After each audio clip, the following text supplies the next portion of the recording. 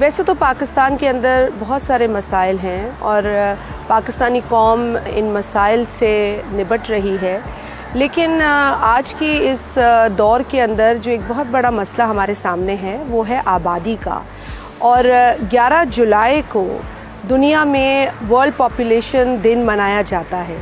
اس دن کو منانے کا یا اس دن کو یاد کرنے کا مقصد یہی ہے کہ جن جن ممالک کے اندر آبادی زیادہ ہونے کی وجہ سے اور وسائل کم ہونے کی وجہ سے دشواریاں ہو رہی ہیں، وہاں پر جو امبیلنس ہے اس کو مینٹین کیا جائے۔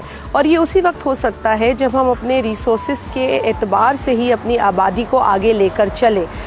آبادی کا ایک اور بہت امپورٹنٹ ایسپیکٹ ہے ماں اور بچہ۔ آپ کی ماں مضبوط ہوگی تو بچہ مضبوط ہوگا، اور اگر ماں کمزور ہوئی تو اس کا اثر بچے پر بھی ہوگا۔ تو لہٰذا ہمیں اپنے حیثیت اور اپنے ریسورسز کے مطابق اتنی آبادی ہی پالنی چاہیے جتنی ہم آرام سے پال سکیں۔ اور آج کے دن میں یہی میسج دینا چاہوں گی کہ ہمیں سمجھداری سے اور ہوشیاری سے اپنے خاندان کو آگے بڑھانا ہے۔